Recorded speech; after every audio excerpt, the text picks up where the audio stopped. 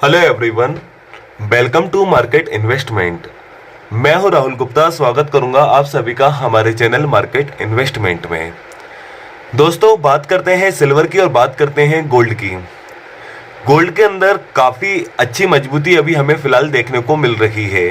अगर आज का ट्रेडिंग सेशन के दौरान अगर हम बात करें तो हल्की फुल्की मजबूती ही गोल्ड के अंदर देखने को मिली है और कल दिन गुरुवार वाले दिन भी हमें गोल्ड के अंदर एक हल्की फुल्की तेजी या मजबूती हमें देखने को मिली है। ये तेजी और मजबूती हमें क्यों देखने को मिल रही है? चांदी के अंदर भी हमें एक छोटी मोटी मजबूती ही देखने को मिल रही है, क्योंकि गिरावट के इस दौर में कहीं ना कहीं मजबूती का होना भी बहुत जरूरी है।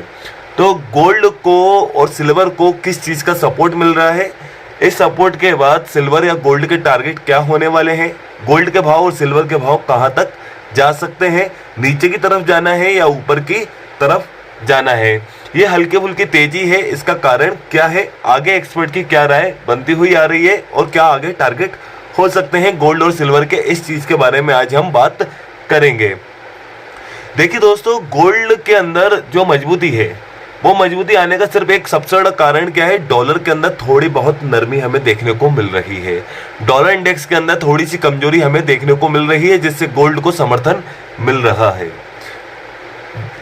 इजराइल हमास के जो युद्ध है उससे मध्य पूर्व में जो तनाव बढ़ते हुए जा रहे हैं, जिससे सेफ इन्वेस्टमेंट के रूप से गोल्ड को एक सपोर्ट देखने को मिल रहा है और डॉलर को एक हल्की फुल्की हमें नरमी देखने को मिल रही है डॉलर के अंदर।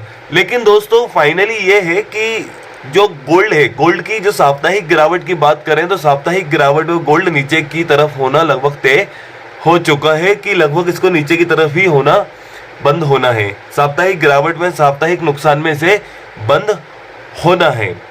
देखिए दोस्तों, सबसे बड़ा कारण क्या है नुकसान आने का? गोल्ड के नीचे जाने का कारण क्या है? अमेरिका के आर्थिक डेटा जो लगातार कमजोर निकल कर आ रहे हैं, जिससे वापस गोल्ड के अंदर कमजोरी आई। अब आर्थिक डेटा से कमजोरी क्यों आई वो भी बताता हूं कि दोस्तों, अमेरिका के जो आर्थिक डेटा खराब आए हैं उससे फेड अपनी ब्याज दर के अंदर कटौती करने के लिए थोड़ा विचार कर सकता है। जो उम्मीद जताई जा रही थी कि फेड 2024 मार्च में पहली ब्याज दरों के अंदर कटौती कर सकता है, वो उम्मीद धीरे धीरे धुंधली होती जा रही है। अब फेड को फिर से विचार करना पड़ेगा कि वो मार्च 2024 में अपनी ब्याज दरों के अंदर कटौती करे या ना करे, क्योंकि लगातार महंगाई दर बढ़ती जा रही है। लगातार पिछले 10 महीने बाद ब्रिटेन की महंगाई दर बढ़कर आई है और अगर अमेरिका की बात करें तो उम्मीद से ज़्यादा महंगाई दर निकल कर आई है। बेरोजगारी दावे भी देखा जाए तो थोड़ा सा उम्मीद के मुकाबले बेकार डेटा आया है। तो अमेरिका के जो आर्थिक डेटा है उसने पूरा सेंटिमेंट फिलहाल में गोल्ड और सिल्वर का बदल के रखा हुआ है, जिससे फेड को ब्याज दर कटौती करने में बहुत दिक्कत आने वाली है। तो फिलहाल ब्याज दर की जो कटौती की उम्मीद है वो धीरे धीरे कम होती जा रही है, जिससे गोल्ड के अंदर हमें गिरावट देखने को मिल रही है। देखिए दोस्तों, अभी ये गिरावट का दौर जो है वो लगभग जारी रहने वाला है, क्योंकि जब तक अमेरिका के आर्थिक डेटा अच्छे नहीं आते हैं और जब तक फेड अपनी ब्याज दर के अंदर कटौती नहीं कर देता है। फिलहाल जो मजबूती है, मजबूती आने का कारण क्या है कि भू राजनीतिक तनाव जो चल रहे हैं, जिससे सेफ इन्वेस्टमेंट के रूप में गोल्ड को एक सपोर्ट देखने को मिल रहा है। इसके अलावा कोई कारण नहीं है कि गोल्ड के अंदर फिलहाल मजबूती आपको देखने को मिले। फिर सिर्फ एक ही कारण है कि भू राजनीतिक तनाव है। अगर जब भू राजनीतिक तनाव खत्म होते हैं तो गोल्ड के अंदर ये सपोर्ट भी खत्म हो जाएगा।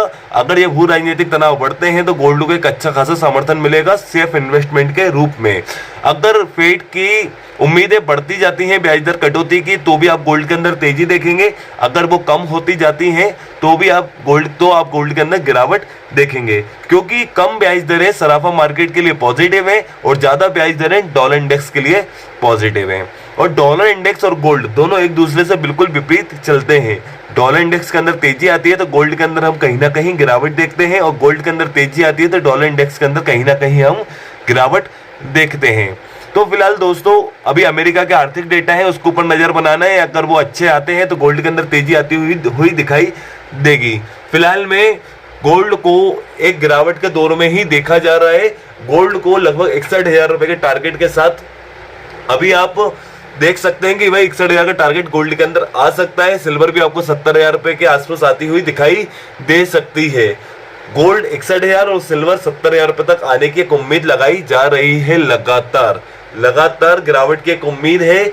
अगर सेफ इन्वेस्टमेंट के रूप में भू राजनीतिक तनाव बढ़ते हैं तो गोल्ड के अंदर तेजी देख सकते हैं, अदरवाइज आप गोल्ड के अंदर अभी आप फिलहाल गिरावट ही देखेंगे। अगर मैं बताना चाहूँ इंट्राडे, अगर इंट्राडे ट्रेड की बात की जाए तो अभी बहुत सारे एक्सपर्ट्स ने गोल्ड के अंदर सेल करने की सलाह दी है कि 62,000 रुपए के रेंज के आसपास आप इसे बेचें। 61,300 के आपके टारगेट हो सकते हैं। एक स्टॉप लॉस लगाइए, बिल्कुल जो भी आपका स्टॉप लॉस है 62,300 का, 62,200 का, जो भी आपका स्टॉप लॉस है स्टॉप लॉस लगाइए। ऐसे ही चांदी की अगर बात करें तो चांदी भी आप लगभग आप सेल पोजीशन पे रह सकते हैं। टारगेट आपके 70,000 रुपए के हो सकते हैं, लेकिन एक प्रॉपर स्टॉप लॉस होना बहुत जरूरी है। जो भी आप स्टॉप लॉस बनाते हैं 2,000, 5,000, 10,000, 15,000, जो भी आपका स्टॉप लॉस है प्रॉपर स्टॉप लॉस बनाइए, क्योंकि गिरावट के दौर में आपको ये देखने को मिल सकते हैं गोल्ड और सिल्वर दोनों के भाव 70,000 सिल्वर और 61,000 तक गोल्ड आपको आता हुआ दिखाई दे सकता है, क्योंकि अमेरिका के आर्थिक डेटा हैं जो बिल्कुल साथ नहीं दे रहे हैं। फेड की जो ब्याज दर कटौती की उम्मीदें हैं वो धीरे धीरे कम होती जा रही है, और ये भू राजनीतिक तनाव भी अगर संभलते हैं तो गोल्ड को ये समर्थन भी मिलना बंद हो सकता है। तो फिलहाल एक्सपर्ट लगातार एक गिरावट की बात कर रहे हैं। फिलहाल आपको 61,300, 61,500 और 61,000 रुपए के आसपास गोल्ड और 70,000, 70,500 के आसपास आपको चांदी आती हुई दिखाई दे सकती है। कोई भी पोजीशन बनाने के पहले एक स्टॉप लॉस जरूर लगाएं। विदाउट स्टॉप लॉस मार्केट के अंदर काम ना करें। Without news, without update, without data, इनके बिना तो मार्केट के अंदर काम ही नहीं करना है। एक एक न्यूज, एक एक अपडेट के ऊपर नजर रखना है, एक एक डेटा के ऊपर अपनी नजर रखना है, स्टॉप लॉस को मेंटेन करके अपनी पोजीशन बनाना है। सामने स्क्रीन पर आपको अपना पर्सनल व्हाट्सएप नंबर प्रोवाइड करके रखा हुआ है। वो नंबर मैंने आपको इसलिए प्रोवाइड करके रखा है, मेरा कमोडिटी मार्केट से रिलेटेड एक व्हाट्सएप डिस्कशन ग्रुप चलता है, जिसमें मैं कमोडिटी से रिलेटेड कोई भी लेटेस्ट न्यूज होती है, कोई भी लेटेस्ट अपडेट होता है, या कोई भी यूएस का डेटा आने वाला होता है, उसको लगातार व्हाट्सएप के माध्यम से आप तक पहुंचाने की कोशिश करता हूं। अगर आप भी मेरे कमोडिटी ग्रुप में ऐड होना चाहते हैं तो सामने दिए हुए नंबर पर मुझे आप व्हाट्सएप पे मैसेज कीजिए, मैं आपके नंबर को अपने कमोडिटी ग्रुप में ऐड कर दूंगा।